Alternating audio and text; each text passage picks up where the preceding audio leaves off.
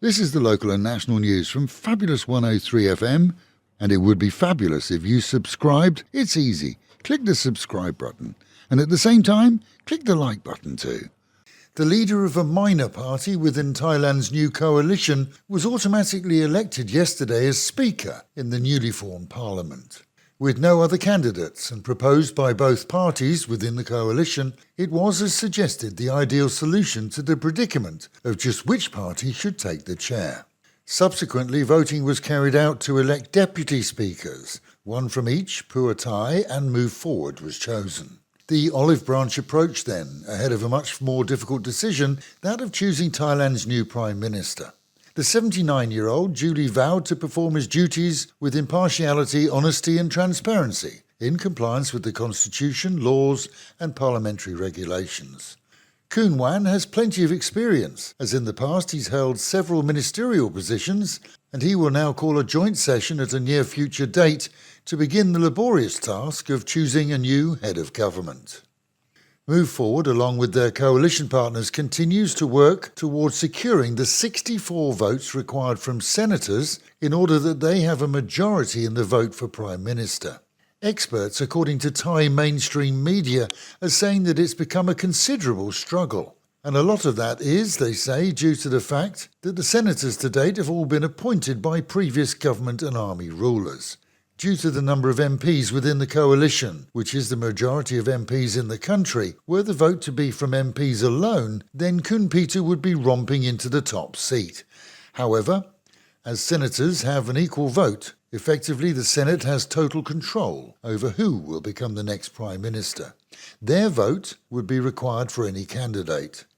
Were Khun Peter not to be elected in the first place, further votes on him could be held, but there's a limit. And the next step could be the proposal of other candidates, including the leader of Pattaya, which came second in the election. A Chonburi woman lost her life this week as she and her husband drove a heavy goods vehicle on the highway through Nakhon Si Thammarat in the south of Thailand. With her at the wheel and the husband resting, a vehicle pulled alongside and riddled the cabin with bullets. No word on the reasoning, and a full investigation is underway. She managed to continue driving for some way to evade a second attack, but passed away before medics could reach her. And in the capital, a 29-year-old man has now been arrested following the grim discovery of a youngster's corpse buried in concrete in an ice chest at his home. Said to be that of a 12-year-old niece through marriage, a full-scale manhunt went into effect yesterday following the discovery. The child, abandoned by her parents at an early age and taken into care by her aunt, had, according to family, developed some bad habits and been hit in the past while being berated by the man and his wife. The man reportedly told family that he hadn't meant to go as far as he did when he used a baseball bat after she took food that the couple was supposed to be packing for others. His wife's also being held by authorities. Meanwhile, at home and in our province, a man who carried out a series of assaults on women he met over the internet, as reported in our news yesterday, has been caught by police. Charged with a violent assault on at least 8 women, he'd met his victims on a dating site before meeting in real life and persuading them to accompany him to secluded areas. When police pulled over a luxury vehicle on the roadside for a check, they found that the owner, a 34-year-old Chinaman, didn't have anything in the way of documentation for his Bentley. Checks revealed that the registration number didn't belong to the vehicle either, and that those on the vehicle were fakes. He'd been stopped after what officers describe as driving without due care. The car had no tax disc, which raised eyebrows straight away.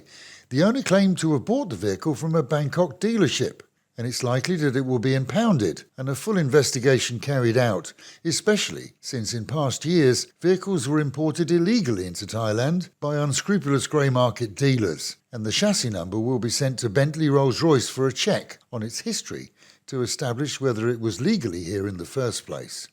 Finally, a word of warning for condo buyers who don't have chenoots, that's the title deed on their properties. This is one group of several dozen waiting for court hearings in an attempt to get their chenoots, have told us that they've seen water and electricity cut off by their condo management despite paying the bills. This is an ongoing news story, but it is essential to any buyer that they have title to their own property, and purchasing from anyone, whether it's a broker, an estate agent or a private individual, is best done through a lawyer to ensure clear title. And with the Met Office promising highs today of 32 degrees dropping down to 27, with the real feel of 40 under the sun, a rather overcast day though with showers predicted. Local and national news today from Fabulous 103 FM and Fabulous Pattaya Media Group. And to get a notification every time we release another bulletin or programme, like and subscribe to our channel, Fabulous Pattaya Media Group, by using the link below.